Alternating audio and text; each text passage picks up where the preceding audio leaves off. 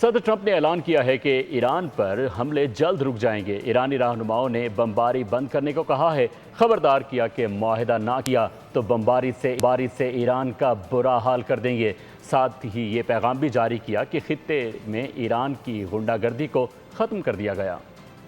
امریکہ اور ایران کے درمیان کشیدگی ایک بار پھر شدت اختیار کر گئی۔ صدر ٹرمپ نے دعویٰ کیا ہے کہ ایرانی قیادت نے بمباری روکنے کے لیے رابطہ کیا۔ ڈونلڈ ٹرمپ نے کہا انہوں نے ایرانی حکام کے ساتھ براہ راست بات چیت کی ہے۔ ٹرمپ کے مطابق امریکی فوج نے ایران پر 49 ٹام ہاک میزائل داغے۔ اگر ایران نے معاہدہ نہ کیا تو مزید سخت کارروائی کی جائے گی۔ ٹروتھ سوشل پر جاری بیان میں ٹرمپ نے دعویٰ کیا کہ ایران کی فوجی صلاحیت شدید متاثر ہو چکی ہے۔ ان کے مطابق ایرانی بحریہ اور فضائیہ کا بڑا حصہ عملی طور پر ناکار ہو چکا ہے، جبکہ ایران اب صرف بیانات تک ہی محدود رہ گیا ہے۔ امریکی صدر نے ایران کو مشرق وسطی کا غنڈہ قرار دیتے ہوئے کہا تہران نے ایک فائدہ مند معاہدے پر مذاکرات میں تاخیر کی، اب اسے قیمت چکانا ہوگی۔ خطے میں بڑھتی ہوئی کشیدگی نے ایک بار پھر مشرق وسطی کو غیر یقینی صورتحال سے دوچار کر دیا ہے، جبکہ عالمی برادری ممکنہ بڑے تصادم کے خدشات پر گہری نظر رکھے ہوئے ہے۔